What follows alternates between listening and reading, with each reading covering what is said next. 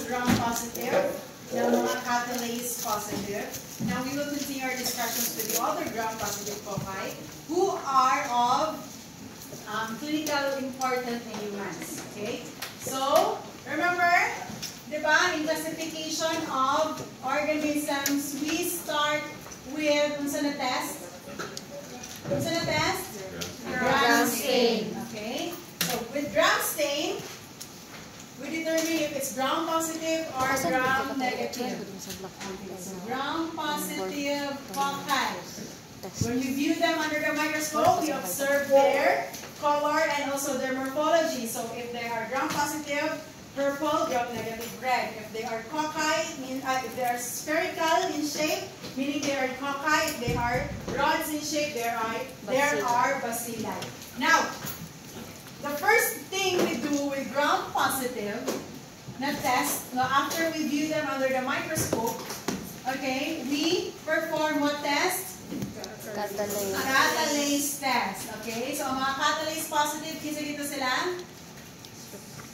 Staphylococcus and Micrococcus. Okay, now with catalase negative, we have this genus Strep and Enterococcus. Okay? So, let's discuss these organisms sa mga gram-positive cocci, catalase negative. So, these are under the family of Streptococcaceae. Okay? So, say Streptococcaceae. Streptococcaceae. Under Streptococcaceae, we have Streptococcus species and mga Enterococcus species. Enterococcus. So, what are their general characteristics? So, they are members of catalase negative gram-positive cocci. They are non-motile, just like mga Streptococcus. Okay? And in smear, they appear cocci that are in pairs or in chains. If ang mga Staphylococcus, sa arrangement, sa Staphylococcus? Clusters. In clusters. Your Streptococcus, yung mga catalase negative, they are always in pairs or in chains. So, if makita niyo sa microscope, always sila in pairs. They are so distinct na nagpares-pares yun na sila. Okay? Even if nagtapok sila, it is so obvious that they are in pairs. No? If ever they are in chains, they look like this. Okay? So, puro siyang taas kaayo. No? But, if you take a look at them, no, individually, klaro kaayo ang ilahang shape na cocci. Alright? Klaro kayo na they are cocci. So, yan ang ilahang chains. Okay? Cocci in pairs or mga lancet shape. Alright? In blood agar plate, when you grow them, the color of their colonies appear to be grayish. Okay? Pinpoint. When I say pinpoint, kaya naman pag mag-spray ka, no, tapos makita niyo mo sa surface sa table, yung na ilahang colonies. Pinpoint, mga gagmay, walay colors. Mga dewdrops, kumbaga. With mucoid colonies. Kapag mucoid ang colonies sa organism, it means ang organism kay unsa man ang organism? If mucoid yung colonies, it's capsulated. Okay? Yes, taas na lang. Basta naman kayo group number. Okay. Wala ilahin ka ba sa taas? Okay. Alright, so mucoid colonies, meaning they are capsulated. They are facultatively anaerobes. What do you mean by facultatively anaerobes? They can survive with oxygen or without oxygen. Alright?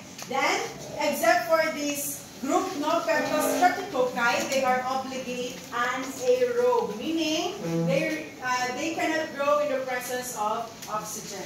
So, the carbohydrates are metabolized fermentatively with lactic acid as the major end product. So, this Streptococcus, mga gram-positive cocci, when they ferment, no, when they use carbohydrates, mga sugar, the end result is lactic acid. Okay? Therefore, if lactic acid, walay gas na ma-produce. It's just acidic lang environment. Unlike with the other organisms such as gram-negative, whenever they ferment, no, lactic acid ang dili production, ang dili end product sa ilaha.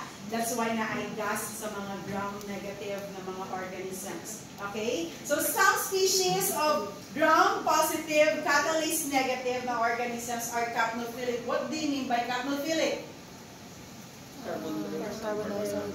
They require carbon dioxide environment. Okay? Whereas the growth of other species is stimulated by increased carbon dioxide, but carbon dioxide is not required. So, for example, most of the gram-positive catalase-negative na mga organisms are commonly found in the specimen's sputum sample or mga wound na sample. So, for example, sa laboratory, you receive a specimen na sputum. Okay? So, immediately, if culture sensitivity is requested, the media that you will use is McConkey. So, McConkey, this is specific for gram-negative. So, at least mag-prepare lang ka what if gram-negative ang present sa specimen. Also, you use blood agar plate and chocolate agar plate. Okay? Don't worry, we will discuss each detail sa mga media after our prelim exam. Alright? So, McConkey, BAP, and chocolate. Si McConkey, incubate siya at 37 degrees Celsius. Okay? Aerobic na condition. Si blood agar plate and chocolate agar plate, they will be incubated or ibutang sa sila sa candle jar. Kasi nasa candle jar. Okay? Sa candle jar, literal, nga, these are the plates, ibutangin mo ang plates, plus you add a candle. Nga, naka-lit. Okay? Then, when you close the lid of the candle jar, the flame will be gone. So, if mawala ang flame, what will happen? Decrease of oxygen and increase unsa? Carbon dioxide. Therefore, these organisms we will be able to recover this kind of organisms since they are capnophilic. Okay? And then this candle jar, entire candle jar, ibutang nato siya sa 37 degrees Celsius. Alright? So at least now, you know the idea kung saan mahitabo sa laboratory for us to recover these organisms. Alright? So these organisms, mga gram-positive cocci, catalase-negative, they are normally found in the skin. So when you say normal flora, normal biota, okay, normal flora, normal biota, these are organisms that can be found normally in the skin or in any organs, that cannot cause infection. Okay, so ito pa parang mga other normal biota na inyong nahibawan. For example, in the stomach.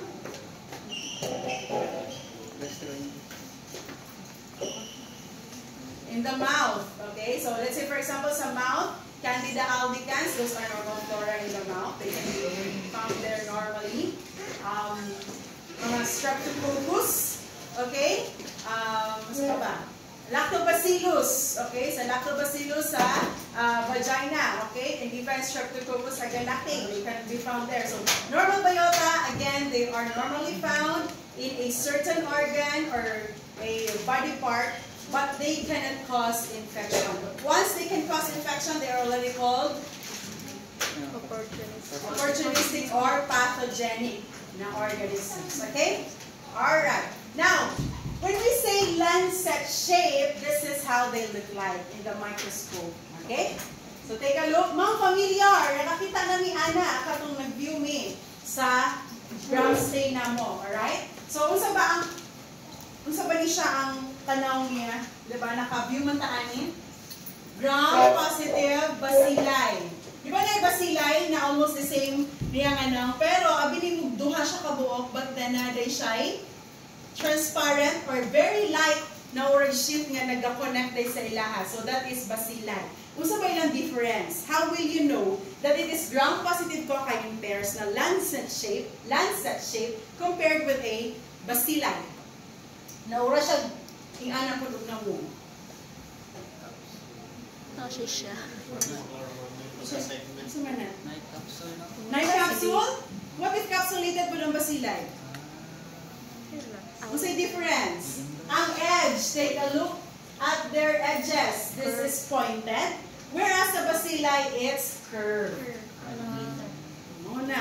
Dapat pabatan mo sa microscope, dili good mo identify dayon. Ay bang, gram-positive ka in pairs. Tapos yun ani dayahang shape. You have to observe the shape. Okay? I-observe you properly ang shape. From now on, kanatong buhaton because we will be dealing with a lot of bacteria na starting midterms. Okay ba? Again, lancet shape are pointed iyahang edge. Okay? Ma'am, di ba klaro sa microscope? Kaya hanap among microscope. You have to find ways na unsaon nato siya pag-view. I-improve ang atong microscopy skills. Okay? Alright. Now, there are a lot of Streptococcus species that are of human importance. Okay? So it means it can cause human infections. That's why they are being classified, okay, according to their thermal or temperature requirements. So that is based by Burgess or academic classification. Okay, so thermal temperature, there are Streptococcus who can grow at 37 degrees Celsius, human temperature. There are also Streptococcus who can grow at 42 or 45 degrees Celsius, optimal nila na temperature. There are also organisms na 10 degrees Celsius sila makagrow. But then, according to textbooks, Burgess or academic classification is not a good or basis for their classification. Why? Because there are organisms, no? For example, yung sila Streptococcus pneumoniae can grow at 37 degrees Celsius, but there are other strains of Streptococcus pneumoniae who can grow at 42 degrees Celsius or 10 degrees Celsius. Remember itong gene exchange, gene transfer? Diba? That can contribute to their changes. No, dili constant ang ilahang thermal requirement kada species. So that's why dili na siya recommended as basis. But at least we know na naayang na classification. Now, Smith and Brown classification, say Smith and Brown. Smith and Brown. So this is based on their hemolytic reaction in blood agar plate. How can we observe the hemolytic reaction? Through the blood agar plate. So blood agar plate. Blood agar plate. It's a media wherein we literally add blood. Blood from the sheep, blood from the horse or from the ox, or if di available ang tulo, from human. Okay, so we add blood so that we can observe the hemolysis of the organisms, or the hemolytic reaction of the organisms. So there are alpha hemolytic, beta hemolytic, and the gamma hemolytic. So when we say alpha hemolytic, there is a partial hemolysis, okay, of the red blood cells. When we say beta, it means there's a clear or complete hemolysis. Complete hemolysis. And when we say gamma, no hemolysis at all. Okay? So, how does it look like in the blood agar plate? Partial hemolysis looks greenish. In beta hemolysis, it's clear. And gamma, of course, kay wala may na-hemolyze, then there's none. So, what happens in the hemolysis? Okay? So, remember, di ba si Staphylococcus na-discuss na to last time? Di ba na-ashay toxin? Di ba? Toxin that can hemolyze the red blood cells. Unsa to na toxin? What kind of toxin sa Staphylococcus? Cytolytic. Cytolytic toxin, specifically beta hemolysin. Okay, so what happens? Di ba na siya sa surface sa bacteria? Okay, for example, this is the beta hemolysin, the cytotoxin na beta hemolysin. From the name itself, hemolysin, so ginalyze ang red cells. Alright, so for example, naka-attach ang bacteria sa red blood cell. Okay? So when it attaches to the red blood cells, what it does is, iyahang ilyse ang plasma membrane. Okay? Ang plasma membrane, iyahang ilyse, causing, no, lysis of the red blood cells. Unsay na sa red blood cells gani? Unsay component that makes it red? The hemoglobin. Or the hemoglobin. So if na-lyse ang plasma membrane sa red blood cells, therefore, the hemoglobin is being released. Okay? So what do you think? Ang red blood cell, kaya wala na siya color, of course. Diba? Kaya na-release ng hemoglobin. Making this hemolysis. No? Mauna, sa blood agar plate, for example, this is their RBCs. Nag-color red ang plate. Okay?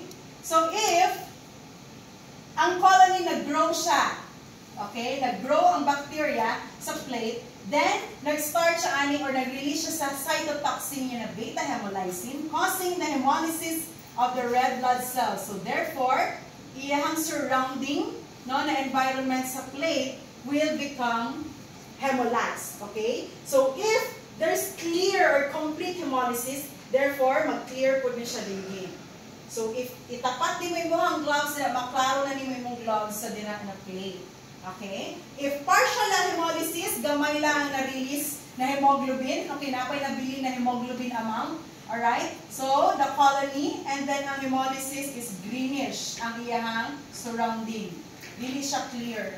And if wala hemolysis, kaya wala siya cytotoxin, then colonies lang ang ato ang ma-observe. Wala hemolysis. Nasabta ng hemolysis. Okay, so that's according to Smith and Brown classification. So again, sa mga groups under Smith and Brown classification, alpha, beta, and gamma. Alright, now, the next classification is si Rebecca Lansfield. Kailan mo ni Rebecca? Okay, so siningan naman ni si Rebecca, no? Si Tita Rebecca. Rebecca Lansfield is the most reliable na classification. Why? Because it is based on their carbohydrate C polysaccharide. So serologically, siya based, okay? And since when we talk about carbohydrate polysaccharide, it's already constant. Mo naging na iyahang component sa bacteria. It cannot be changed, alright? So that's why it is the best and most recommended classification, most reliable classification for our gram-positive, catalase-negative, Streptococcus, and Enterococcus. Okay? So, ayan. Let's take a look at the classifications according to Burgess or academic classification of our gram-positive, catalase-negative. So, they have 4 groups under viridans.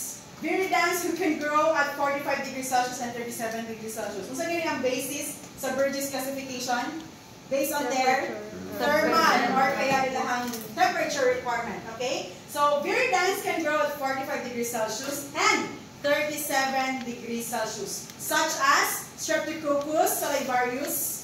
Okay? So, sa name pa lang niya, asa siya makita? Saliva sa mouth. Okay? Streptococcus mutans and sanguis. Now we have another group, lactic, those who can grow at 10 degrees Celsius and 37 degrees Celsius. Streptococcus cremoris and Streptococcus lactis. Okay, take note, lactis is the causative agent of souring of the milk.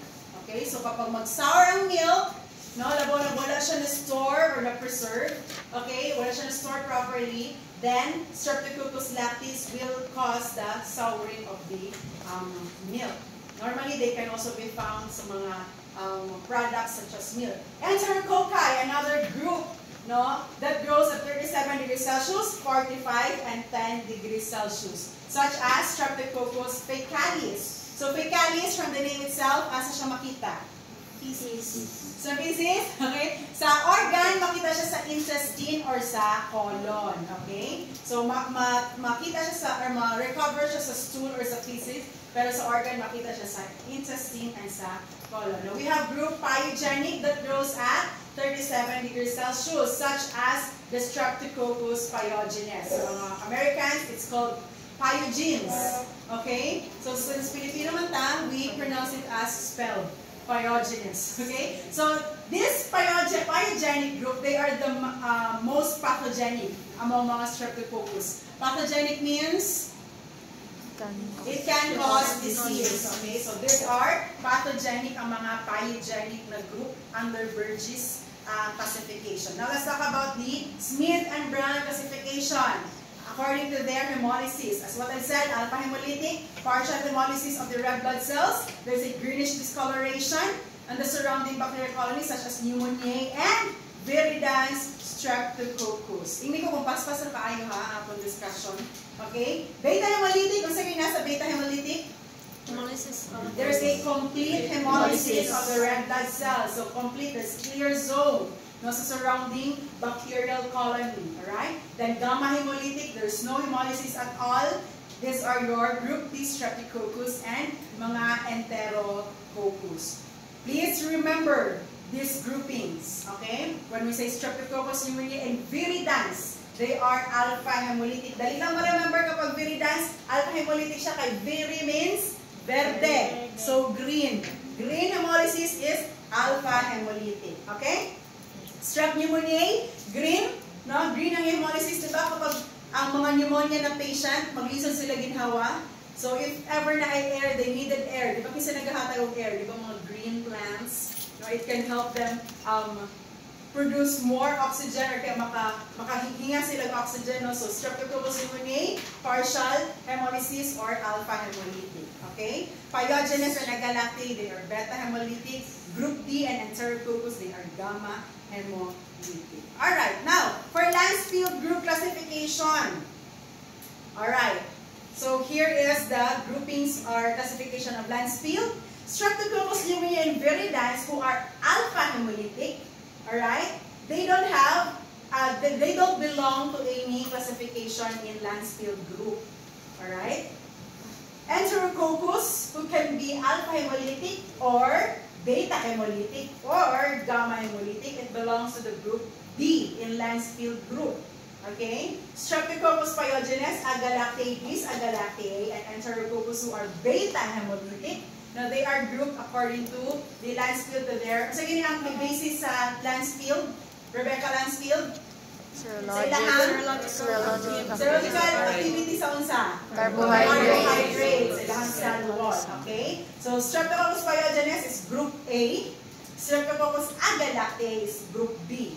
Okay? This agalactae is group C. Actually, there are a lot of groups A to W na siya. But ang importante lang na human significant no, ng mga organisms is handled letter D or letter D ratong storyahan. Okay? Alright, so there are a lot of organisms na belong sa Streptococcus who are very, who have a lot of, or who have a human significance. Okay? So let's start with Streptococcus pneumoniae. Dili mo ma-overwhelm sa ilaha because their names can also be or associated siya sa unsa ilang infection. Okay? Streptococcus pneumoniae, pneumo meanings it can cause pneumonia. Okay? Pneumonia that is consolidated. Say, consolidated. Consolidated. Kita na ba mo og x-ray sa patient na pneumonia? No. Okay, so unsa yung consolidated? There are a lot of bacterial infection that can cause, there are a lot of bacteria that can cause pneumonia. Now, for example, Klebsiella pneumoniae or tuberculosis. No, though lahi si tuberculosis, but almost the same sila with pneumonia na signs and symptoms. So, in Streptococcus pneumoniae, distinct ang iyahang x-ray because the x-ray would show consolidated lungs. So, saan ang consolidated lungs? Okay, for example, this is a lung. Okay? So, sa lungs, no, na ay area na consolidated. It means the air became solid. Okay? Na-solidification sa iyahang part sa lungs. So, that is the pneumonia caused by Streptococcus pneumoniae. Alright? So, another organism, Streptococcus pyogenes. So, himay-himayo na to. Pyo means past. Genes means generation. So, generation of past. So, si Streptococcus pyogenes, so, makita nato siya sa mga wound with pus, okay, or mga cutaneous infections. Cutaneous infections, okay, with pus production. Alright? Common po si Streptococcus pyogenes who can cause rheumatic fever, scarlet fever, okay, and strep throat. Kasi naka-experience of sore throat. Naka-experience of sore throat with pus.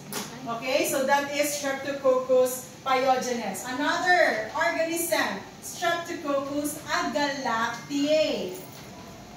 So, a means absence or none. Okay, galactae means milk. Okay, Streptococcus agalactae is the causative agent of cow mastitis. Ano yung mastitis? Inflammation of the breast, okay? Making the cow produce with no milk. Wala siyang milk.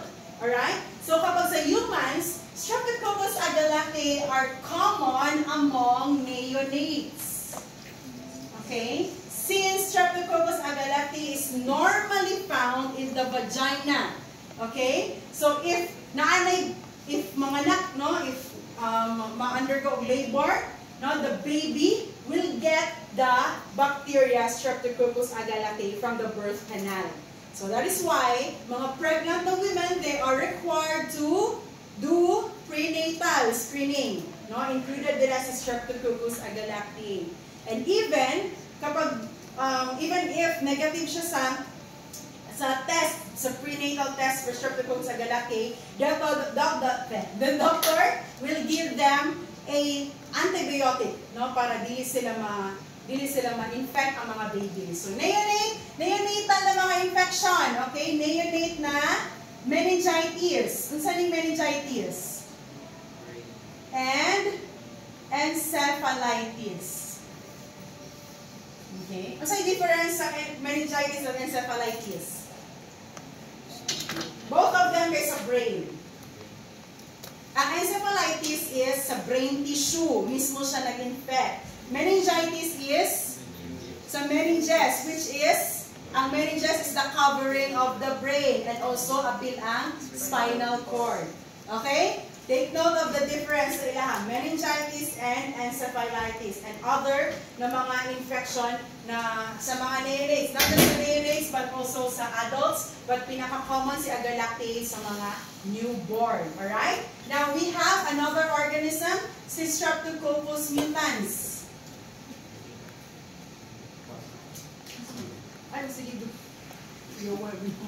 Okay, Streptococcus mutans. Kasi nakaila sa mga X-Men. Ano sa may sa ilaha, diba? Ano sila naging tawag sa ilaha, diba mutants? Okay? Why? Anong mutants sa tawag sa ilaha? They change, they transform, okay? So Streptococcus mutans, nag-transform siya. So why siya nag-transform? They are normally found in the teeth. Okay? And so, if you love sweets, di pag mo ganahan mag-toothbrush, it can cause dental caries. Okay? It can cause dental caries. No? So, let's say mo ngipon. No, baka ngipon? Actually, may ngipon na siya. So, normally, they are found sa teeth na to. Okay? However, with the presence of sugar, alright, it will convert it into an acid. No? That's why kapag mag-acid siya, no, it can corrode. I-erode niya ang imong ngipon. Okay? Causing mag-black ang ngipon. Alright? What's important sa ilahan is, from dental caries, it can lead to bacteremia without you knowing it. Okay? Why? Di ba remember na yung nerves ang ato ang teeth? Yes. Okay. Now, if nakaabot na sila diri sa nerves, no, they can enter the blood circulation. Okay?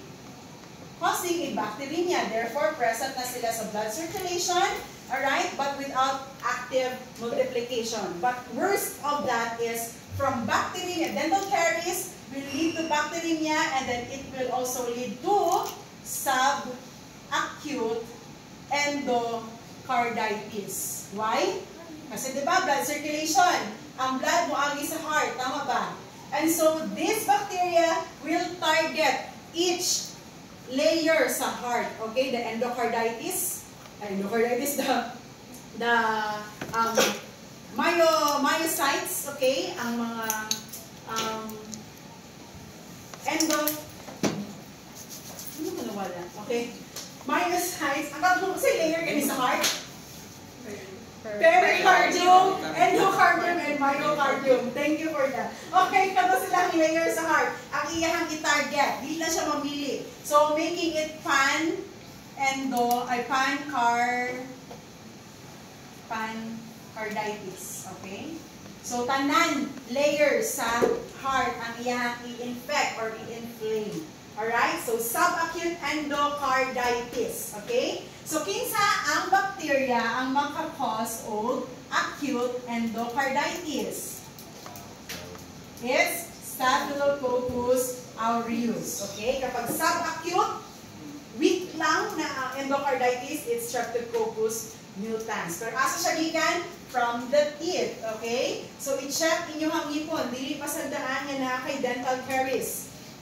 No? So, dapat ipa-dentist na yun na. Alright? Now, if kasi nakatry din yung dental extraction, kanang itanggal ang ngipon, giigtan, or kaya na yung mga procedures na intensive siya na procedure from the dentist, nakapansin mo na naipa-check sa inyo na history, do you have a history of rheumatic fever?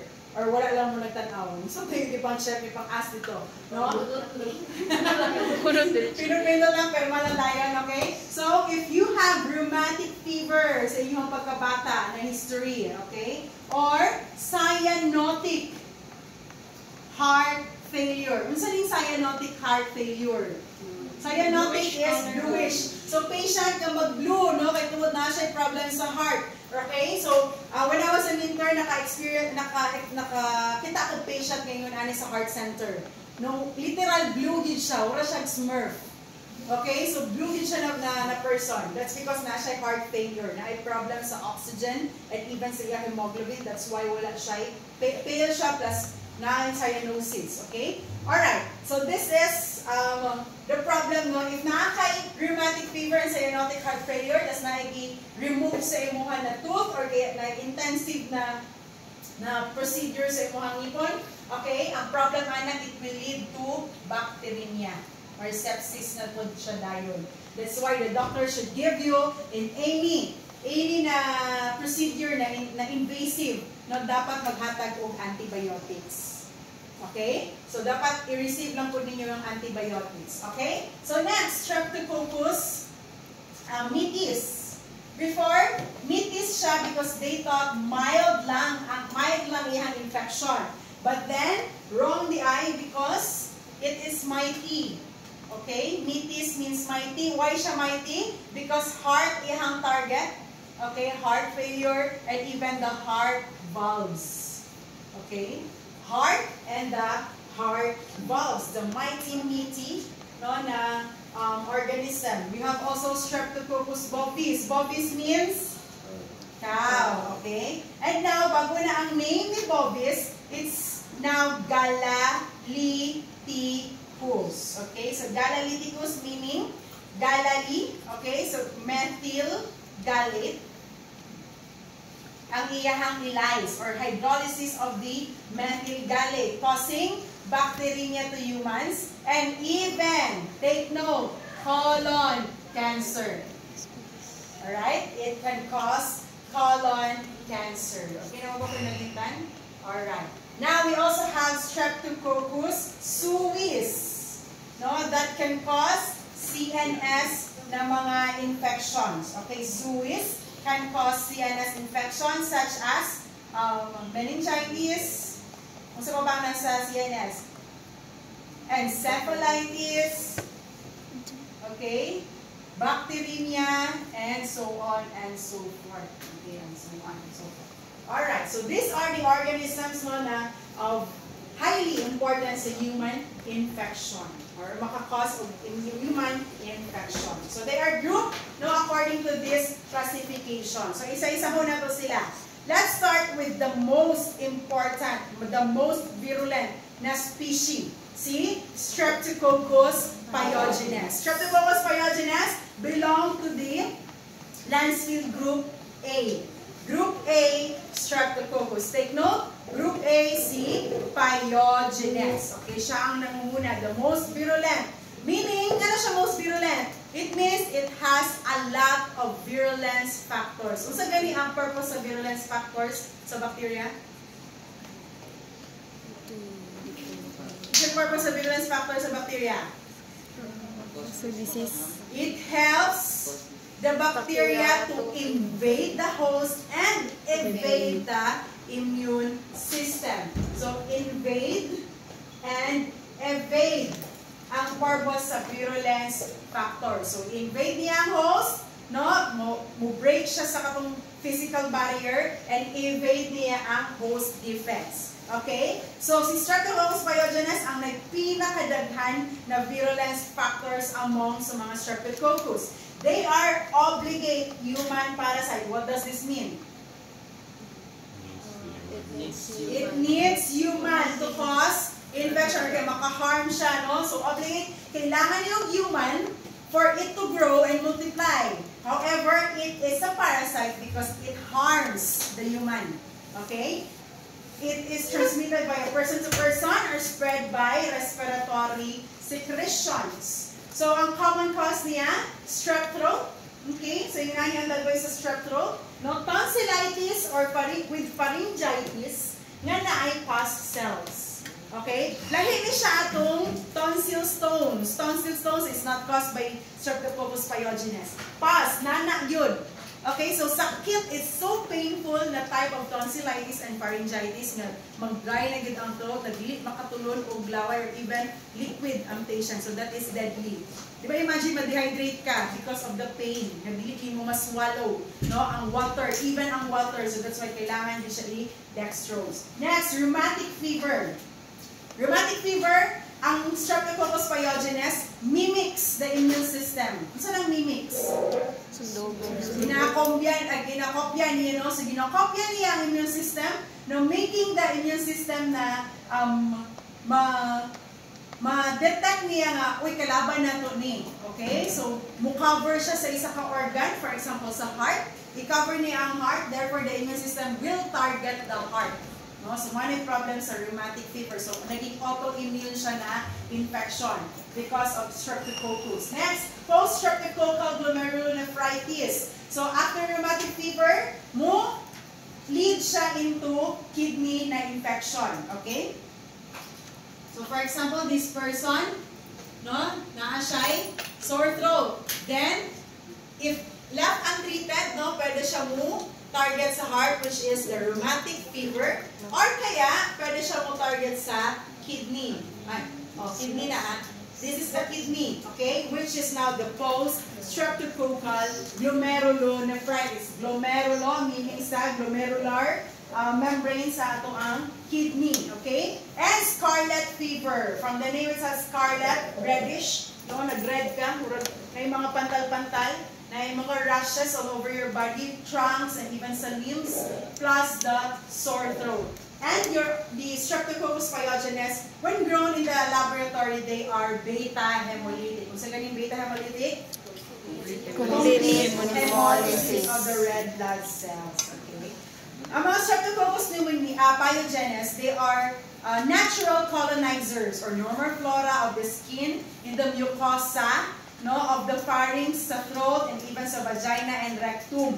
However, if magbaba ang immune system sa patient or sa person, they can start now the infection. Okay? So now let's talk about the virulence factors. Kasi diba, most virulent na Streptococcus is Streptococcus pyogenes. Kung saan ba ito ilang mga virulence factors? They have these antigenic structures. Okay? They are capsulated. Kung saan yan ang function sa capsule? Sa bacteria? Protection for against phagocytosis. Not just WBC but phagocytosis. Okay? Kaya di na ng WBCs are phagocytic. Okay? So dapat i-emphasize ang phagocytosis. They have this M protein. Say M protein. M protein. Kung ang Staphylococcus, they have protein A. Ang group A Streptococcus have M protein. So they have this M protein. No, wala naka-cell bound. Ihang ginabuhat, ihang canon.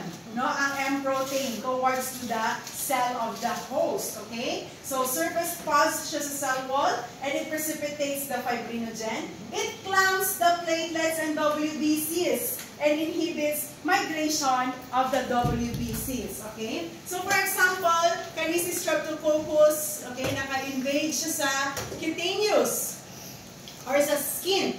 Alright? So iyang i-release si M protein. Okay? So sa M protein, si M protein iyang buhaton, syempre na may mga WBC sa atong blood at mga platelets. Okay? So iyang buhaton, iyang i-clump, no? So na-clump na ni sila. That's why Di ba ang abscess or ang pus, it's composed of the bacteria, the pus cells, and the mga platelets and extracellular na fluids. So that's why na ay pus. No? That's why nag-start og production sa pus. Okay? It inhibits activation of the complement and even anti-phagocytic CM protein. Alright? Now, we have IgG and IgA binding proteins. No, it binds to the FC region, no, sa antibodies, kani ang FC region. Okay, ang streptococcus na antigenic structure. So, mabind siya sa IgG and IgA binding proteins. Sa staphylococcus, unsa to na antibodies, iyang ginabind na FC region. Unsa na antibody? IgG, okay? Staphylococcus is IgG, Streptococcus, IgG, and IgA, alright? They have also C5a protease. So, C5a protease, enzyme siya. Naganda mo context sa immunosero, okay? Sa host defense, sa human. Ang human, alright, natay barriers, no? We start with first line of defense, the skin, the mucosa. Second line of defense, cellular, itong mga antibodies, humoral. And the third line of defense is the complement. Say complement. Complement. Sa complement, nana siya C1 to C9. Okay? And C1 to C9, mag-cascade na siya. Meaning, pag ma-activate si C1, ma-activate na ang uban. C2, mag-C3, mag-activate na hanggang sa mag-C5a. Si C5a, starting with C5a, no, it will initiate a process called membrane attack complex. You don't need to memorize for now. Kaya sa immunosero na ito siya i-discuss. Membrane attack complex. This membrane attack complex is specific for bacterial na target. So what will happen? It will cleave. Mag-start siya C5a hanggang sa mahimo siyang 6, 7, 8, and then 9. Taas na kaya ang complex. Okay, so kung taas yung complex, it will initiate the MAC or the membrane attack complex wherein it will target the bacteria. So, mukleave siya, musulod siya, and then it will release chemicals no causing the bacteria to lyse. Okay? So, if na-lysis, then therefore there is death. So, end point na ni sa bacteria. Okay? So, yung ka-amazing ang itong host defense. Yung ka-amazing kung defend itong immune system against this bacteria. Okay? Pero, if di na gani makaya niya, kay hina ang immune system, so therefore, dito na siya makakause with severe na infection. So, tapik ka imong sarili. No, improve your immune system. Improve your immune system. Kung saan mo pang improve sa immune system? Proper sleep. Pila ang hours sa sleep? At least, okay, sige. Pwede, ideally, 9 hours daw. Okay? Pero, pinaka-minimum is 6 hours. So, pila yung sleep? 8 hours. Alright? No? So, or kaya, proper balanced diet. No? Dili lang kay veggies lang kaunon. Dapat proper balanced diet. Water. No? Dili coffee, but water. Alright? So, balik ka din. Again, importante na taasan yung immune system kaya para ma-prevent ang bacterial invasion. Alright. With the C5a protease, ang protease, i-cleave yung C5a. I-cleave. Iyang i-cleave ang C5a. So, therefore, dili makaproceed, no, with the membrane attack complex. Therefore, dili malyse ang mga bacteria. So, magpadayon sila o multiply. Alright? And also, C5a protease inhibits the neutrophil chemotaxis in vitro. So, what happens is a neutrophil, di ba sila ang WBC na number 1 mo attack with bacterial infection? Remember? Okay, neutrophils. Now, ang neutrophil makakita sa organism, no, mag-send na siya chemotaxis, mga chemicals. Mag-send na siya chemicals sa uban niyang mga neutrophils. Okay? Para i-attack i-phagocytose, ilahang kaunon ang si bacteria. But since naa siya C5a, iyang i-inhibit ang chemotaxis. Alright? So, di makatawag o other WBCs or neutrophils. Alright? So, inyo na siya ka-deadly or virulent ang Streptococcus pyogenes. Also, they have this lipoteichoic acid and group-specific cell wall antigen. Alright? So what are their toxins? They have this streptokinase, di ba? Don't get confused. Staphylokinase sa mga Staphylococcus, no? And streptokinase sa mga Streptococcus or the coagulase sa Staphylococcus. Streptodornase, a DNase, no? Nag-align siya sa DNA. Yang gina-hydrolyze ang DNA. Hyaluronidase, yang gina-lyse ang unsa? Or hydrolyze ang hyaluronic acid. Hyaluronic acid. Alright? They have also these erythrogenic toxins or the pyrogenic toxins. Pyrogenic exotoxins, pyrogenic exotoxins. So it can cause no production of mag-redness, erythrogenic meaning na redness, na swelling, na heat. Pyro means heat. Alright? Mo nang ginatawag nato ning pyrex ang ato ang mga glass because it can stay sa heat. Alright? So pyrogenic, no, it can cause redness, swelling, heat, no, sa ato ang sa ilahang pag-invade sa tissues and sa cells. So they have this A, B, and C na pyrogenic exotoxins which are associated with Streptococcus toxic shock syndrome or the TSS. Do not get confused this or ayaw siya ibaliktad with the staphylococcal na toxic shock syndrome 1. TSST1. Kapag TSST1, press the buzzer, automatic si Staphylococcus din na. Kapag TSS lang, it's Streptococcus. Alright? And also, no, with the pyrogenic or the erythrogenic, mo siya ang cause sa scarlet fever. Remember ang scarlet fever? Di ba na redness? Okay, because of the erythrogenic toxin or the pyrogenic exotoxin. Alright? We have diphosphoryridine nucleotidase or the DPNase, which is associated to the destruction of the WBCs. Okay? So,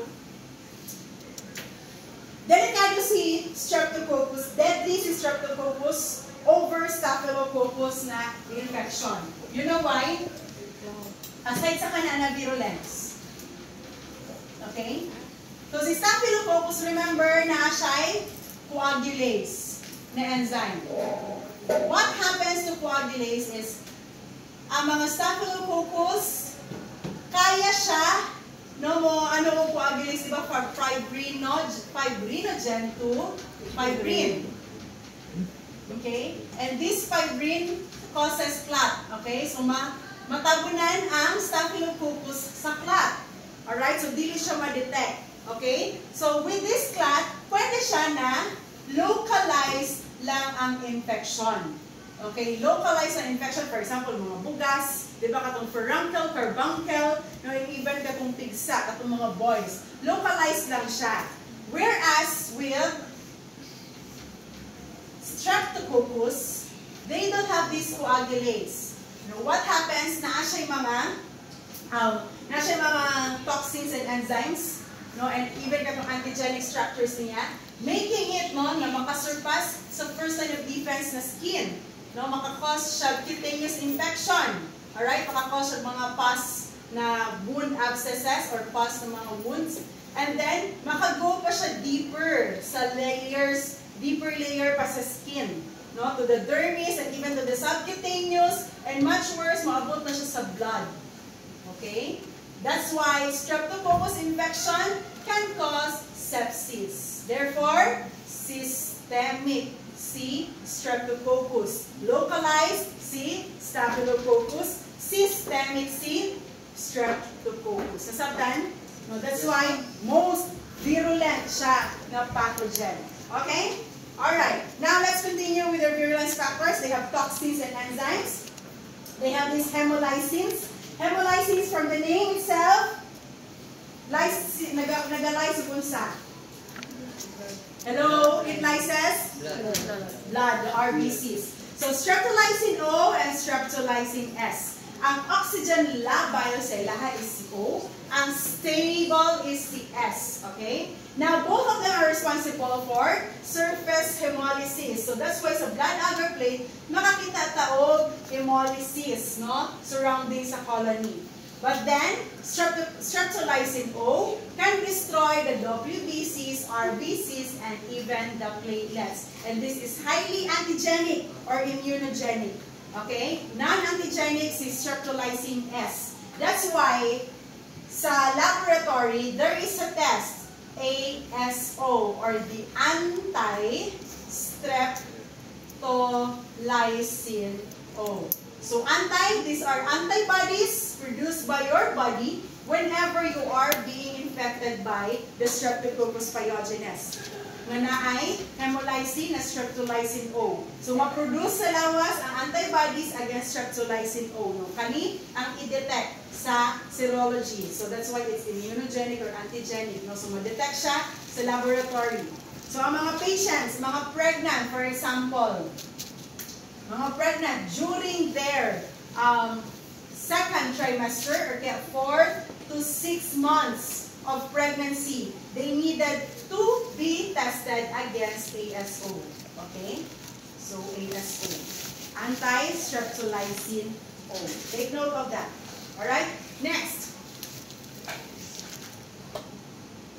Okay, next is, let's talk about their pathogenesis and their clinical manifestation of the group A Streptococcus. So as what I said kanina, na siya mga cutaneous na mga infections, na mga pyogenic na diseases, pus-forming na mga diseases. So these are impetigo, erysipelas, cellulitis, necrotizing fasciitis, and also infections, scarlet fever, strep throat, rheumatic fever, and post-streptococcal glomerulonephritis. So, kung sa'y dagway sa impetigo, okay? So, impetigo na ay redness in skin plus mga nana nga nag-dry up. So, it looks like a honey crust. Okay? Kanang nagkaon kag honey niya, naugagod sa imuhang dili sa imuhang face. So, nga na ang dagway sa impetigo. Commonly, sa mga bata.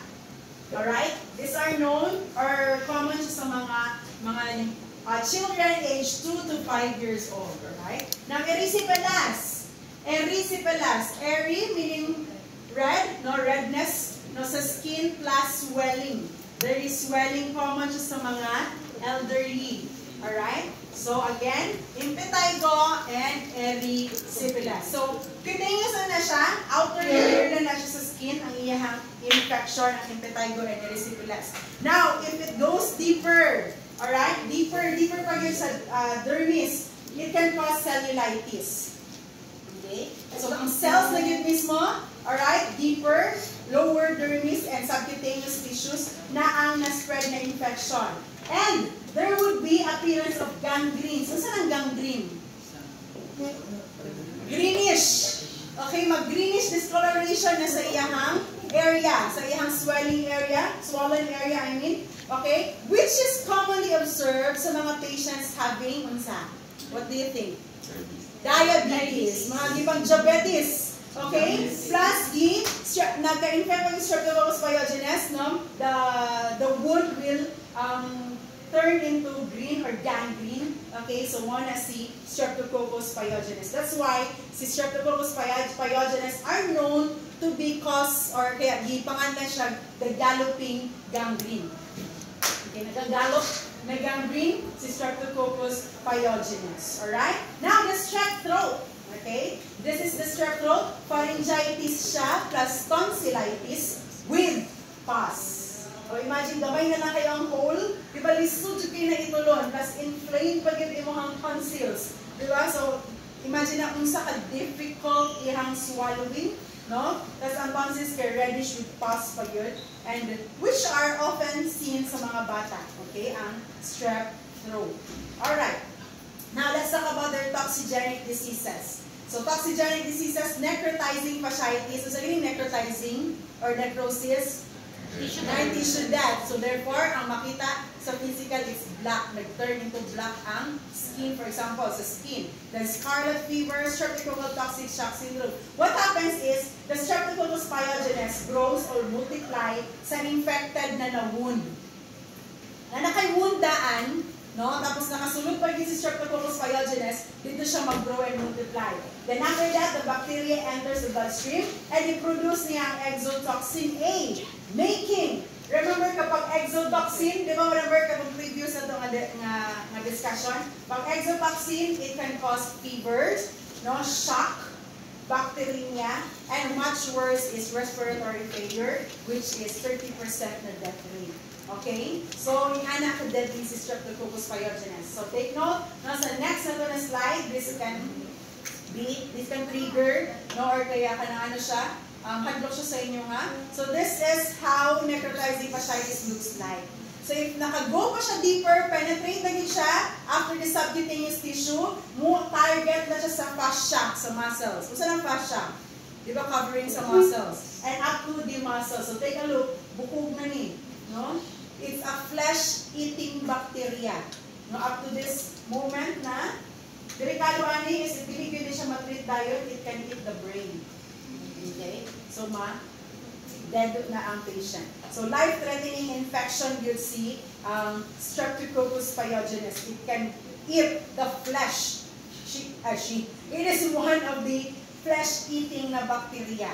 Okay? So, from fever, no, the skin over the affected part becomes painful, and then suddenly maging purple color, and then before you know it, nag-start na siya put-put, and so, narana ang necrotizing. Kaya ang nagawin sa necrotizing, nag-black. Okay? Necrotizing, kasi pag i-open na siya, deeper na dahil ang infection. Nandun sa niabot na siya sa buko. Okay? Sa bones. So, it can cause as a result of trauma, such as burns and mga lacerations. Isa nakakita sa kapuso mo, Jessica Soho. Katong isa ka babae ni palit siya tilapia, tapos nahulog lang ang tilapia, ang fin sa tilapia kaya natusok lang siyang leg. Then after pila ka days, nagburot sa iyang legs na kung asa kong natusok sa fin sa tilapia. Then pagkadugayan no, naggrabe na kasakit, painful na kayo, nag-necrotize, hanggang sa di-amputate na nag-iyang tigil. No? Or else, mukalat pa siya sa tibuok lawas. Okay? So, be careful sa mga wounds, no? Always seek medical attention tayo kapag ma-prick mo or sa pa ng mga possible na point of entry sa mga bacteria. Okay? Now, let's proceed to scarlet fever. Scarlet fever. Okay? So, scarlet, redness, no? Redness because of the toxin. Okay? The pyrogenic na exotoxin. Alright? So, unsay na sa scarlet fever, high-grade na fever, plus rashes, and then ang tongue. Take note, ang tongue, they named it as the strawberry tongue. Why? No, naa siya yung mga blisters. Okay? Mag-blister siya, and it really looks like a tongue. Hindi na singot ha? Ano sa singot ng tongue? Okay? So, ano na siya? Blisters na siya, no? Or may white na mga races sa tongue. Okay?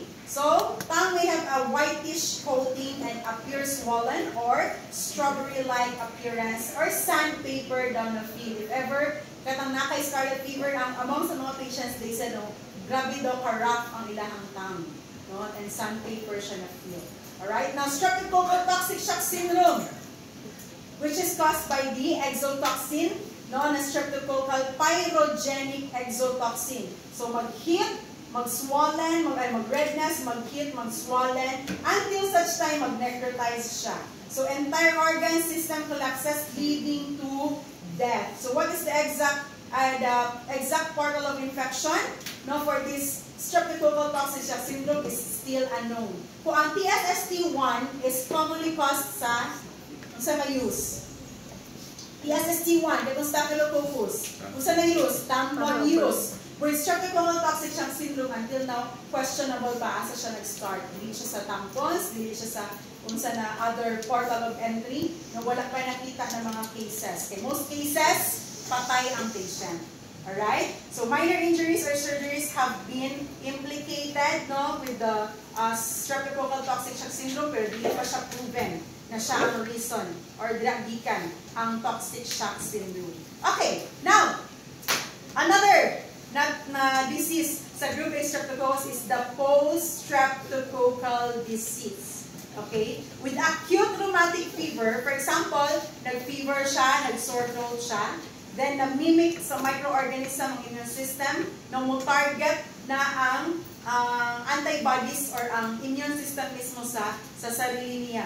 No? With the acute rheumatic fever, ang gina-target ang heart. So what happens? For example, nagka-sore throat ka. Then the streptococcus releases the M protein. No? So ang M protein, nag-invade siya, nag-go deeper, and then it targets the heart.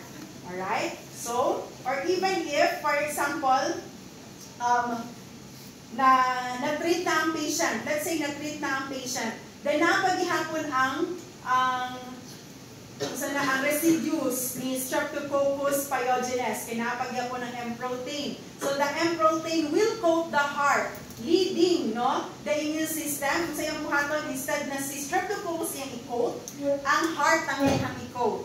That's why the immune system will target the heart. So that's why na ay heart failure, na ay heart na disease katong endocarditis. Okay? So that's the sad thing, alright? Now, for example, rheumatic fever. Okay, rheumatic fever, dili heart ang ihang i-target but the kidneys. So it can cause glomerulonephritis. Okay? So, nakoy times na dili siya nag-start sa sa sore throat, no? Let's say, sa katong cutaneous infections niya, let's say, impetigo, simple lang na impetigo or erysipelas. Alright? From that point, di ba, it can go deeper, deeper na level. The M proteins of the Streptococcus is being coated by the antibody, and then kana sila will be stuck sa kidneys. Alright? And since na sila sa kidneys, naka-coat ang M protein with the antibody, the neutrophil detected na kailangan na ako'y i-phagocyte, na ako'y i-phagocytose, na ako'y kauno, na ako'y engulf. So the neutrophils will then target the kidney. Okay, kailangan dito ang M protein coated with the antibody. Okay, so that's why it causes acute glomerulonephritis. Alright? So instead na, di ba, delikado siya pa, even if na-treat na ka with the Streptococcus pyogenes, it can still lead to this kind of infection because of, unsa tong virulence factor niya? Because of the M protein. Because of the M protein residues sa Streptococcus pyogenes. Or even if, let's say, wala gid ka nag-seek of medical health dayon, wala ka nag-treat dayon, this can lead to this post-streptococcal diseases. And by the name itself, again, post-streptococcal, humana ka sa infection, na streptococcal infection. So, unsa ang result? Katong mga antibodies nag-bind sa M protein, leading to these infections or diseases. Alright, so how can we diagnose the Streptococcus group A in the laboratory? By a gram stain. Their appearance in the gram stain are gram-positive cocci in pairs and in chains. Okay? So in culture,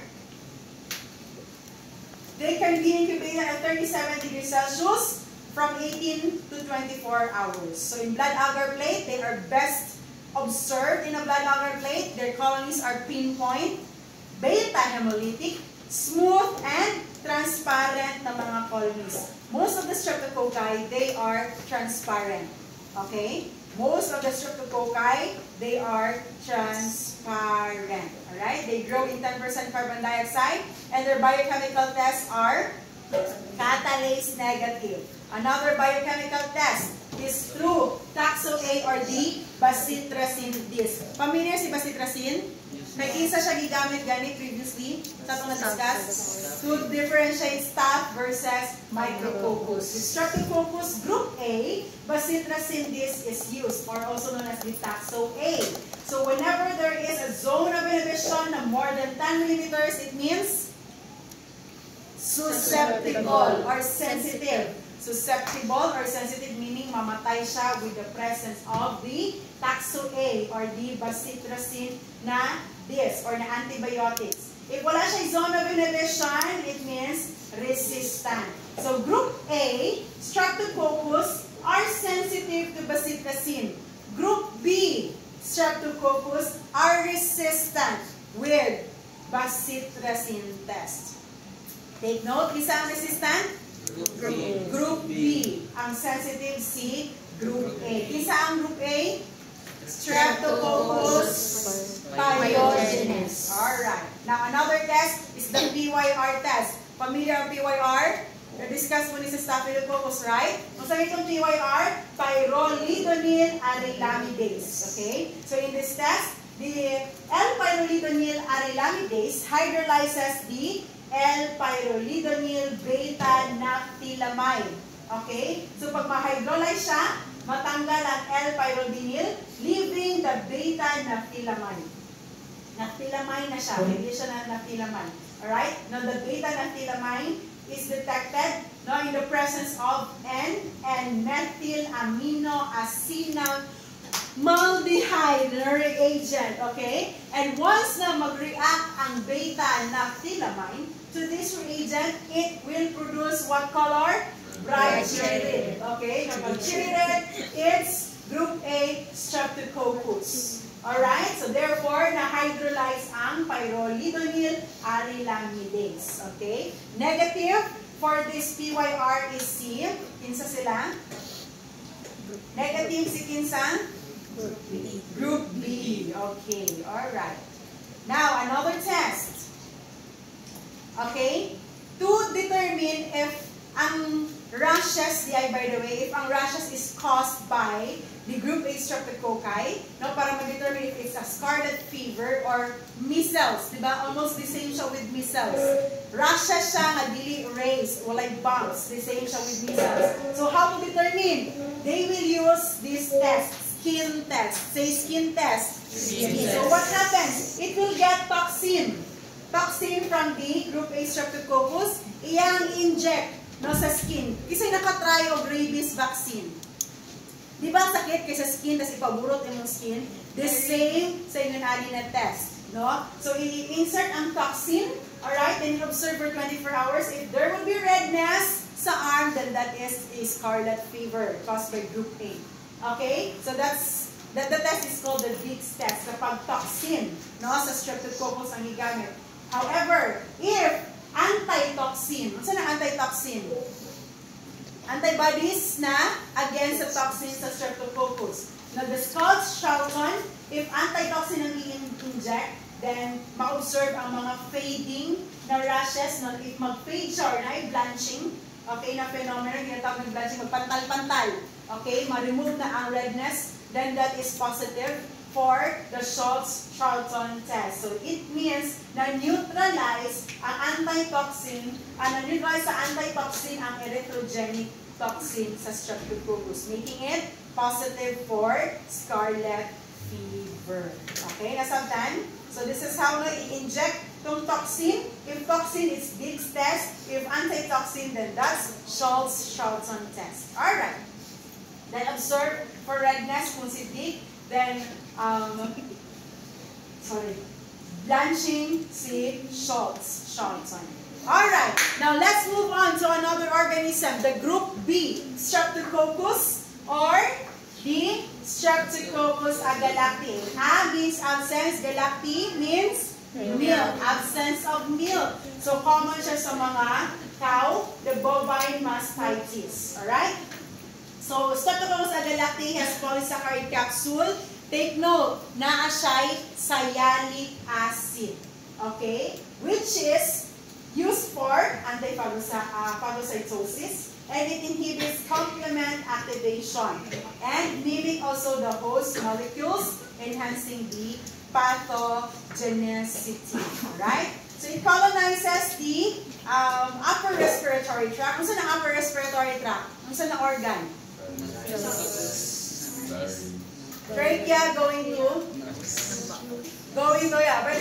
trachea, maapit po si larynx, si nasopharynx, and even the nasals. So that is the upper respiratory tract. GIT means gastrointestinal tract. Kung saan na nasa gastrointestinal tract? Stomach, included si bile, stomach, and sa intestine colon, the rectum, okay? And even the vagina. Colonized meaning normally they reside there. Colonizers sila. They normally reside there. Okay? Take note, asa sila commonly makita. And in the laboratory, when you grow them, they are beta hemolytic. So take a look, kanang murag the glow, that is the beta hemolysis. Transparent ang ilahang colonies. Alright? Okay. Now, in the adults, no, they are normal flora, especially sa mga, sa vagina and sa GIT. Now, in children, they are susceptible to this, kaya ano, baba pa ng immune system, especially the neonates. Alright? So that's why it is the most, yung pinaka-common na infection is mga neonates. Okay, so this is, no, sa era before, the puerperal fever or the childbed fever, mo ni ang taas na case sa Streptococcus agalactiae. Or in that time, no, wala kay antibiotics, no, so dito dagan na mamatay ng mga newly born na mga babies, and even it had caused miscarriages sa mga pregnant women. Okay? Alright. Now, how to diagnose this group B Streptococcus? Via the CAMP test. Say CAMP test. CAMP test. CAMP test stands for Christie, Atkins, Munch, and Peterson. So sila upat kabuk magbarkada, they have discovered this kind of test wherein they use Staphylococcus aureus, ilang inoculate sa blood agar. Okay? Now, sa blood agar na inoculate si Staphylococcus aureus, perpendicularly they inoculate the Streptococcus group B or the Streptococcus agalactiae na colony, no, forming a arrowhead.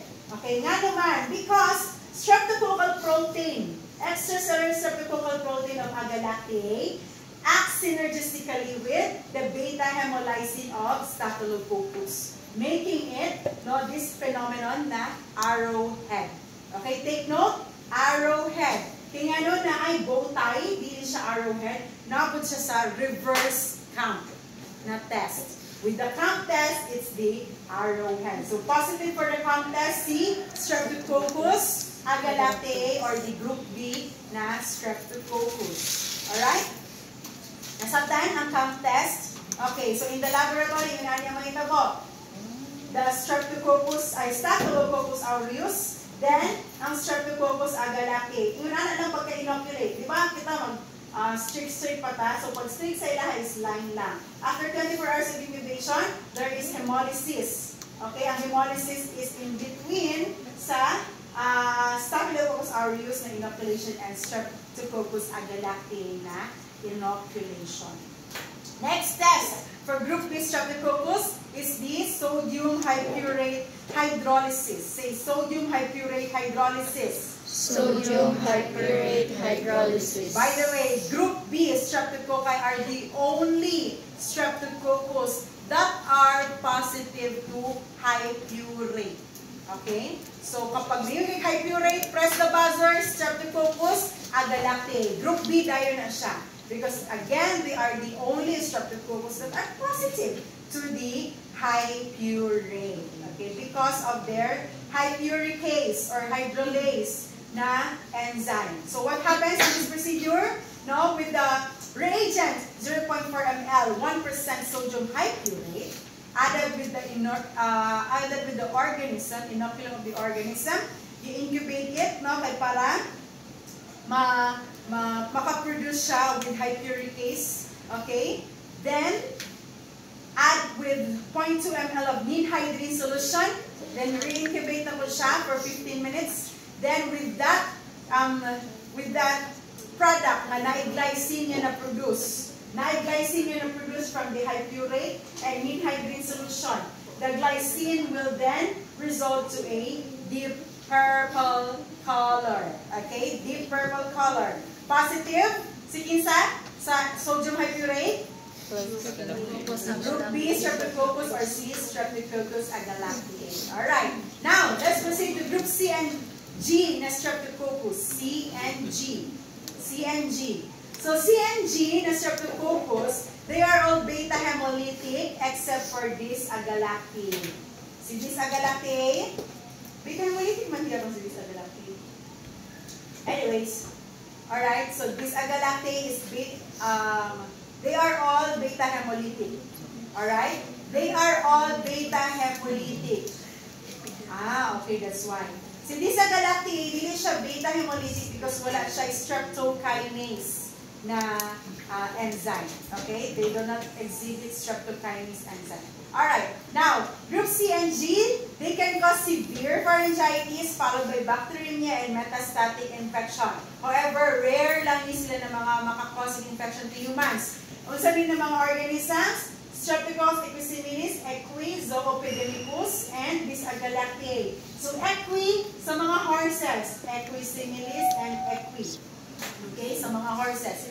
Zoopidemicus, alright, if nakainom ka of milk, no, from these animals, no, it can cause post-streptococcus glomerulonephritis and rheumatic fever, after you drink the milk, alright, from the animal. So, let me remember, zoo means from the animal milk, then epidemicus, no, which can cause epidemic of the glomerulonephritis and rheumatic fever. Okay? Next, group B. Hoy, group B na ta, guys. Alright, group B, Streptococcus, C, Enterococcus. Say Enterococcus. Enterococcus. Kung makita mo kay Enterococcus, automatic tayo na siya. Kaya no, na siya sa GIT and even fecal flora. What do you mean fecal flora? Flora. Normal siya makita sa stool. Okay? So these are Enterococcus faecalis and Enterococcus faecium. However, Enterococcus are pathogenic sa mga humans causing UTI. Especially sa mga babae. Pag mali ang wiping, no, nag-wipe of tissue after urination. No? So if ang pag-wipe is from anus to the vagina, no, directed siya, maka-cause of infection. Di ba? Normal siya sa fecal flora, pagabot sa vagina can cause UTI if mali ang pag-wipe. So, sa proper wiping, from vagina to the anus. So, away sa vagina dapat. Bacteremia, endocarditis, abscesses, and even wound infection. Okay? Now, take note. Enterococcus, since sa GIT siya, included dito ang gallbladder, stomach, di ba? Ang sa GIT, it can grow sa bile esculin media or bile esculin agar. So, it can survive with the presence of the bile. Okay? And gamma hemolytic, what do you mean by gamma hemolytic? No hemolysis, or sometimes they are alpha hemolytic. In the blood agar, they appear to be whitish gray. So white sa center, grayish na siya sa iyahang outer na colony. Okay? Whitish gray, then there's no hemolysis. So pansin niyo, equal lang ang color sa blood agar plate, no changes. Okay, walay na hemolytes. Comparing with other Streptococcus, mga Streptococcus are transparent. Ang Enterococcus kay grayish-white iyahang colonies, non-hemolytic. So in the laboratory, how can we diagnose, how can we identify them using this biochemical test? Bile esculin test. Okay? So 4% of bile, no, is being hydrolyzed, no, na ang bile na-hydrolyze ang esculin to escultin. Then this escultin will react to the ferric na content sa media, making the result, positive result, a brown to black precipitate. Alright? So if makagrow ang organism sa 4% bile, ma-hydrolyze niya yung esculin to escultin, then mag-bind siya with the ferric, no? So therefore, positive sa BEA or bile esculin agar. C is a Enterococcus species. Negative C. Other or mga group D, non-group D na mga Streptococcus. Alright? Okay. Next, 6.5% sodium chloride test. Sodium chloride is a table salt. Alright? So since si Enterococcus can grow or can survive sa high concentration na salt. Taas naman na concentration. So therefore, kapag niturbidity, it means growth. Okay? So sa 6.5% sodium chloride, ang niturbidity, no, positive. And then ang clear, meaning it cannot survive with 6.5% sodium chloride. Sa picture, where do you think dira si Enterococcus? Sa left or sa right? Sa left nga naman. Turbid. Kay turbid man, it means yeah, naging positive, pero nga na siya naging positive. Kay turbid, it means it can grow sa Sa salt, sa 6.5% sodium chloride. Very good. Alright, so there are two classifications of the Enterococcus group. Alright, the enterococcal group and the non-enterococcal group. Okay? So these organisms, no, mga Fetalis, Durans, Sphaecium, and Avium, they belong to the enterococcal group. And by the way, si Avium has a butter scent or buttery na, ay hindi si Avium, si Bovis, baliktad ko. Si Bovis, ano siya, dili? Bovis talaga. Si Bovis, no, has a buttery, ano na siya, buttery na scent. Okay? Or si Gala, ano sa tawag sa tanim? Galalepticus. Alright? So, Bovis and Equinus, mga nasa animals, Bovis sa cow, Equinus sa horse. They are non-enterococcal growth.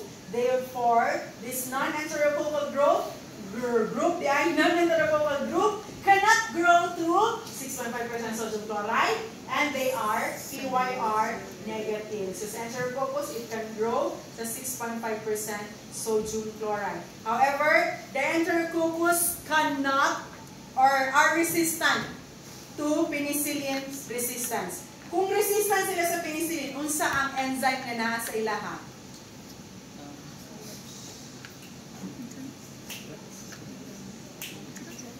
Na-mention na siya in the first, discussions na to. Penicillinase or other term sa penicillinase. This enzyme blocks the beta-lactam ring of the penicillin, making it resistant sa penicillin. Beta-lactamase. Okay? Beta-lactamase. So, sa Enterococcus, nasa rin beta-lactamase or the penicillinase na enzyme. Alright?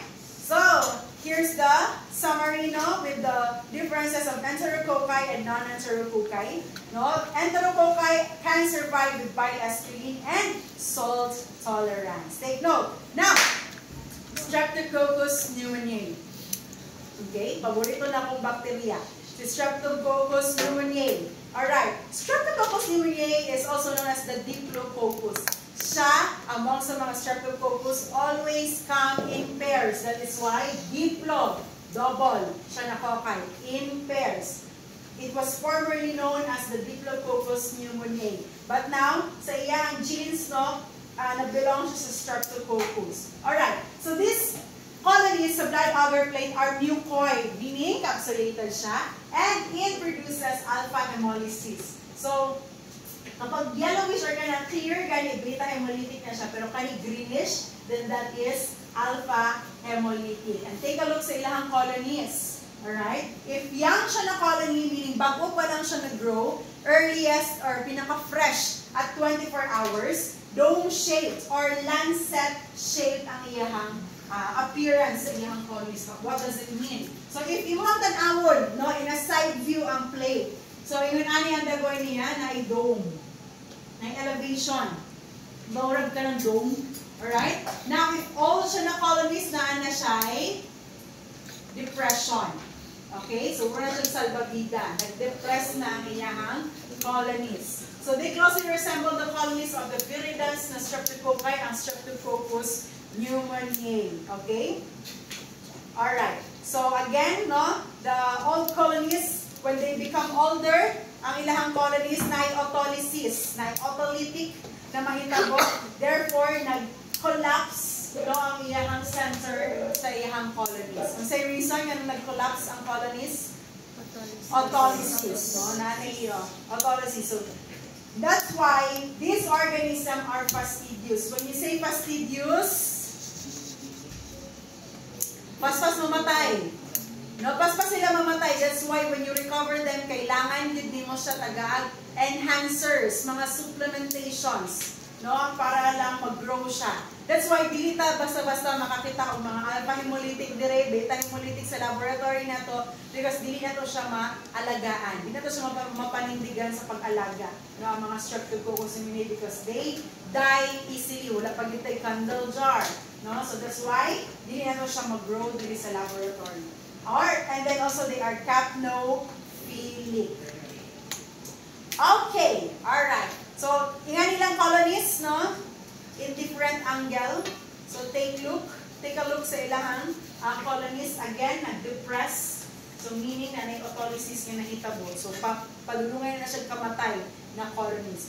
Weakened na po ang uban niyang mga reactions pag-abot sa ana sa mga biochemical test. So that's why ideally itong dome shape siya as early as 18 to 24 hours i-process na tayo si Streptococcus pneumoniae. Alright, now let's talk about their virulence factors. They have this polysaccharide capsule, which is again and again, against phagocytosis. They have this enzyme, the uraminidase, which degrades the surface of the host, the cell of the host. Then proteases, it facilitates the bacterial colonization on mucosal surfaces by eliminating the immunoglobulins. Remember the GAM, G, IgG, IgA, and the IgM. Si Staphylococcus, IgG. Si Streptococcus pyogenes, IgG and IgA. Streptococcus pneumoniae, IgG, IgA, and IgM. Alright, take note. Autolysin. So si autolysin, ay unasan na ito si pneumolysine. So pneumolysine, siya ang responsible for cytolytic, no? I-lyse niya ang cells, alright? So, para sa invasion and colonization. So, para maka-enter sa lungs, no, pneumolysine O is being used. Now, para further deeper pa din siya, the autolysin will facilitate the release of the pneumolysine O and other toxic proteins. So, take note. Cytolytic, no, na pneumolysine O is mag-bind siya sa cholesterol sa host cell membrane and it will create pores. No, so that's why, paabot sa lungs, consolidated or mas solidify ang air sa lungs, okay, because of this pneumolysine O. And that is the reason also why Streptococcus pneumoniae is positive sa bile solubility because of the pneumolysine O. So, asa panigikan ni Streptococcus pneumoniae, they are naturally present sa nasopharynx, okay? Sa nasopharynx, dili na area, they are naturally present Streptococcus pneumoniae sa 10% of healthy adults and 40% sa mga asymptomatic children. Now, if maka-invade siya and evade, no, it goes farther from respiratory tract, it goes to the nasopharynx, na respiratory tract, sinuses, causing sinusitis, and sa middle ear causing otitis media. Okay, otitis media, the infection in the middle ear. Alright? So also, common siya sa US community-acquired bacterial pneumonia, even sa Philippines. Making the distinct na characteristics sa sputum, kapag Streptococcus pneumoniae infection, is the rusty sputum. Kung sa tuberculosis, bloody ang sputum. Si pneumonia, sa pneumonia ni Streptococcus pneumoniae, rusty ang ihang sputum. Napoy uban, nakatong greenish, yung mucopurulent, yung uban na yellowish mucopurulent, lahi ito ng mga bacteria. Okay? Now, take note, it is the second most common cause of the bacterial meningitis. Okay? The second most common cause of bacterial meningitis. Okay. Alright. How to diagnose the Streptococcus pneumoniae versus the viridansis? Pareho pa sila alpha-hemolytic and pareho sila walay group with Lancefield. Okay? Before, sa laboratory, nagagamit og mouse virulence test. Good thing wala na nakaroon or else magunit itag ilaga. Kasi ganahan diri mga ilaga. Okay? So, ato ang ganito ng ilaga, to test if the organism is Streptococcus pneumoniae or viridans. Alright? Now, if the mouse dies after inoculating or injecting the bacteria, it means the organism is Streptococcus pneumoniae. If healthy pa ganyan po ang mouse after inoculation sa organism, if healthy siya, alive siya, it means it's the Streptococcus viridans. Harsh siya, nga type of test ang mouse virulence. Good thing wala na siya ginabuhat dire karon sa atuan sa lab, or else magdinakpanay kitag ilaga para lang sa atong laboratory. Okay? Next, the inulin fermentation test. Pneumococci or mga Streptococcus pneumoniae ferments the sugar inulin. While viridans, wala sila ga-ferment of sugar. So if ever there is fermentation, ang saging mahitabo, there is a color change. Remember, if na ay fermentation by the bacteria in the presence of oxygen, there would be a color change. So from this color pale, this is the original color of the inulin, no? Once na na-ferment yan, it will turn into red, darker red, okay? So inulin positive si Streptococcus pneumoniae, negative or non-fermenter si viridans. In this picture, isa nila si Streptococcus pneumoniae, left or right? Left. Left. Alright, next, bile solubility test. Say bile solubility test. Bile solubility test. Okay. So, bile solubility test, remember na ay presence no, sa intracellular autolytic enzyme na katong pneumolysine O. Diba? Ma-remember niyo? Pneumolysine O, making this organism no, na malyse sa bile. Presence of the bile. Okay? The bile salts lower the surface tension between the bacterial cell membrane and the medium, thus accelerating the organism's natural autolytic process. So, with the presence of bile, mag-autolyze, mag-lyse ang Streptococcus pneumoniae. That's why, ang appearance sa bile solubility test, mag-clear. Dili siya mag-turbid. Okay? So, if there's clearing, meaning namatay or na-lyse ang Streptococcus pneumoniae, because again, nag-autolysis. Okay? Nag-autolysis. Don't get confused. Ang bile esculin agar is different from bile solubility. Ang bile solubility, wala siya esculin. Wala siya ferric na compound. Okay? Nanasayang is bile salt. Ang bile solubility test. Alright? So, si Streptococcus mitis, since wala siya pneumolysine O, which causes the autolysis no, sa bacteria, it can survive sa bile salt na concentration. Nasabdan? Alright? So, positive no, sa bile solubility, meaning na soluble or na-lyse siya with the bile. Si Streptococcus positive, Streptococcus pneumoniae. Negative si Streptococcus mitis. Negative is turbid. Meaning, wala siya na-lyse sa presence sa bile salt. Alright? Next, Optochin test. Say Optochin test. Optochin test. Or also known as the Taxo-P. Okay, Optochin test, the same po siya sa bacitracin. Alright? Wherein, impregnate nimo ang disc no, sa inoculum. Then, incubate nila siya for 24 hours. After 24 hours, we will measure the zone of inhibition. If more than or equal 14 millimeter, alright, more than or equal 15 millimeter, more than equal 14 millimeter, it means susceptible. So that is Streptococcus pneumoniae. Okay? Alright. Now, if no zone of inhibition, it means resistant, then that is Streptococcus viridans. Alright. Now, if ang result na nakabutang equivocal, if na ay 1 millimeter to 13 millimeter zone of inhibition, therefore, that is equivocal. Meaning, questionable imong result. No? Questionable imong medtech skills. Therefore, sa imong buhaton, Repeat. repeat. You have to repeat the test. No? I-repeat lang nimo siya. Another day, mag-inoculate na po ka, butan na po nimo ang disc, then i-incubate na po nimo. Another day of agony to the patient. Okay? Kaya tumod, equivocal ang iyahang result. Alright? Again, sensitive for Taxo-P or the Optochin. Sige sa? Streptococcus pneumoniae. Resistancy? Viridans. Okay, very good. Now, another test for Streptococcus pneumoniae. Okay, is the Neufeld-Coulomb capsular swelling reaction. Okay, sa gram stain, if ever present gani si Streptococcus pneumoniae, amazing kayo niya siya. Kaya nga, for example, this is the microscopic field.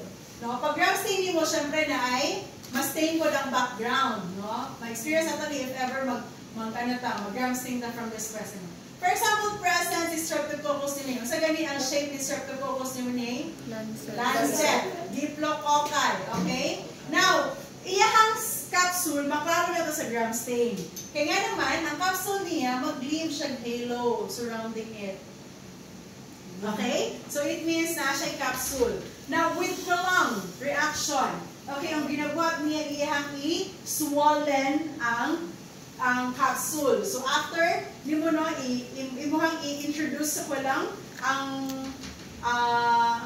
our capsular swelling, ang organism. After, from this kind of capsule, no, mahimo siya or mag-swollen siya. So, smooth po ang iyahang capsule. So, nag-swollen ang iyang capsule. So, si viridans, dili siya ma-react with the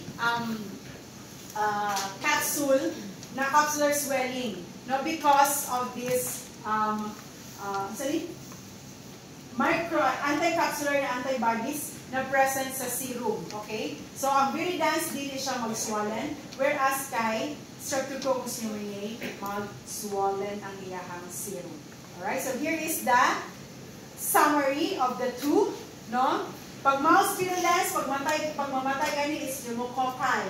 Pag viridans, alive pa ang mouse. Inulin, isang inulin fermenter. Si pneumoniae. Okay? Non-fermenter si viridans. Biosolubility, since naa siya'y pneumolysine O.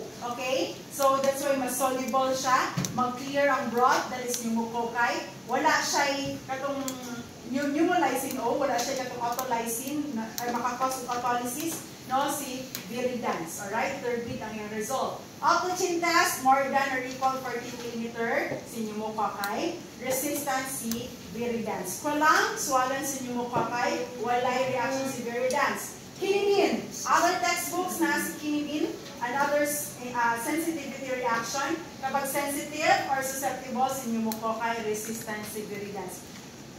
Ayaw kalinte, viridans, siya lang na IR comparing with pneumococci. Therefore, siya ang resistant sa mga sensitivity test. Nasabdan?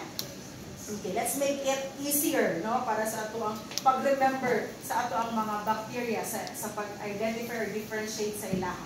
Alright, now the viridans ng mga Streptococcus.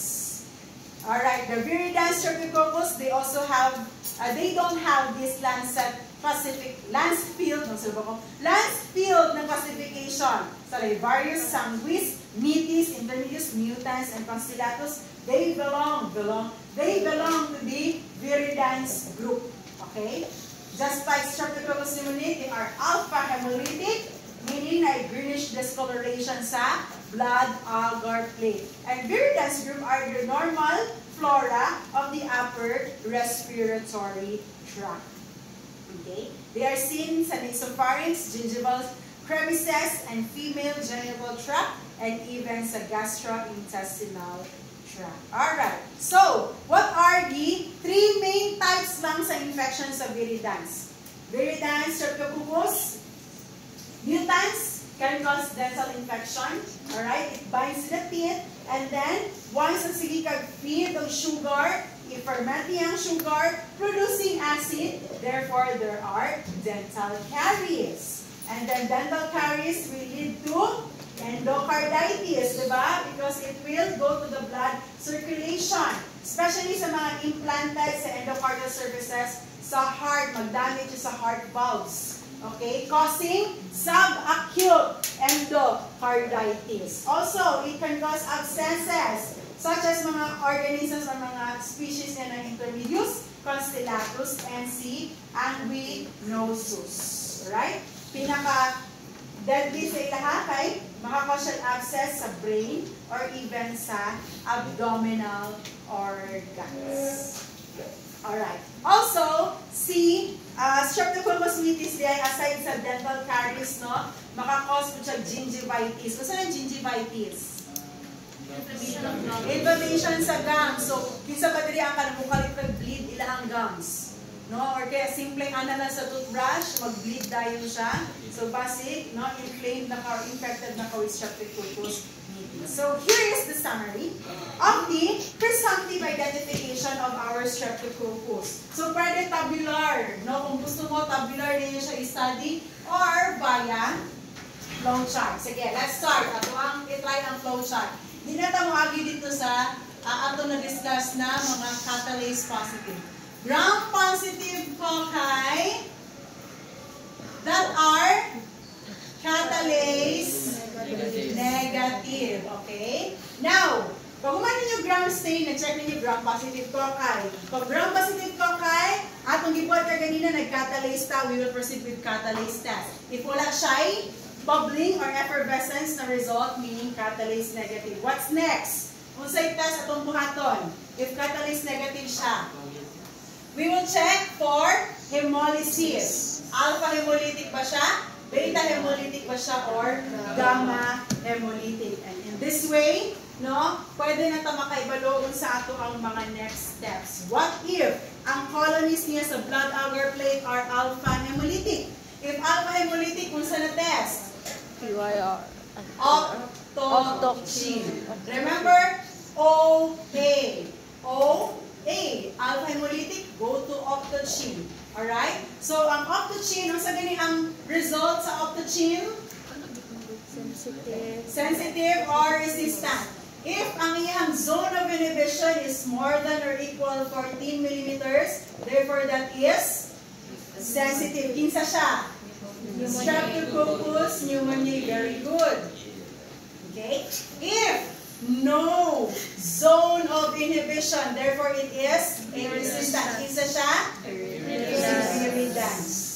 Or Streptococcus viridans. Basic lang sa ato ang i-remember.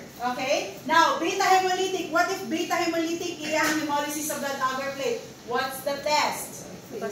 Bacitracin. Very good. So, beta, baby, bacitracin. Remember, baby. Baby, beta, and bacitracin. Now, pila ang measurement sa bacitracin? More than 10. More than 10 millimeter, meaning sensitive. Kinsa man siya? Streptococcus pyogenes. Very good. Okay? If less than 10 millimeters or no zone of inhibition, it means resistant. Kinsa siya? No? Nana si viridans dire. Agalactiae. Agalactiae. Alright? Kinsa si group B sa ilaha? Si Agalactiae. Very good. Kinsa ang group A? Si pyogenes. Alright? Now with pyogenes, no sensitive, pwede ta mag-proceed with CAM test. Sa ang result sa CAM test? Diyan na ako i-drawing? Arrowhead. Alright? Positive result sa CAM test is arrowhead. So, kana na sa ato ang i-focus. Alright? Now, gamma. Gamma means no hemolysis. Sa ang test? Bile esculin agar. Okay? So, bile esculin agar, unsa ang result? Bright check. Huh? Blackening. Black precipitate. So, kinsa ang black precipitate? Si Enterococcus. Enterococcus. Okay?